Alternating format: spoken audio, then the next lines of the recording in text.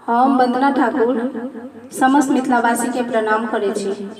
आइ हम एकटा महादेव के नचारी लऽ कऽ एलहुँ हैं। नीक लागत तऽ लाइक शेयर सब्सक्राइब जरूर करब। जय मिथिला, जय मैथिली।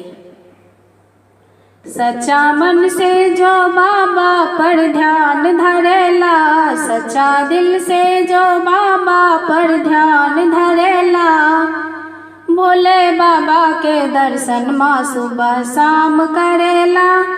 सच्चा मन से जो बाबा पर ध्यान धरेला, सच्चा दिल से जो बाबा पर ध्यान धरेला, भोले बाबा के दर्शन माँ सुबह शाम करेला। होके बसहा सवार घूमे जंगल झाड़, होके बसहा सवार घूमे जंगल झाड़, भोले बाबा के झोरिया में भांग शोभेला, भोले बाबा के झोरिया में भांग शोभेला, भोले बाबा के दर्शन माँ सुबह शाम करेला। सच्चा मन से जो बाबा पर ध्यान धरेला, सच्चा दिल से जो बाबा पर ध्यान धरेला, भोले बाबा के दर्शन माँ सुबह शाम करेला। खोआ रबड़ी ने खाए भोला भांग चिबाए, खोआ रबड़ी ने खाए भोला भांग चिबाए, भोला टुटली मरैया सुहान करेला, भोला टुटली मरैया सुहान लगेला, भोले बाबा के दर्शन माँ सुबह शाम करेला।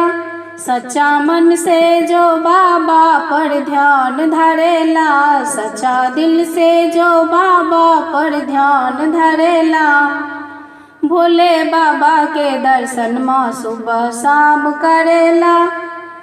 भोला भांग चिबाए भूत प्रेतो नचाए, भोला भांग चिबाए भूत प्रेतो नचाए, भूत प्रेतों के संग मसान साधेला, भूत प्रेतों के संग मसान साधेला, भोले बाबा के दर्शन माँ सुबह शाम करेला।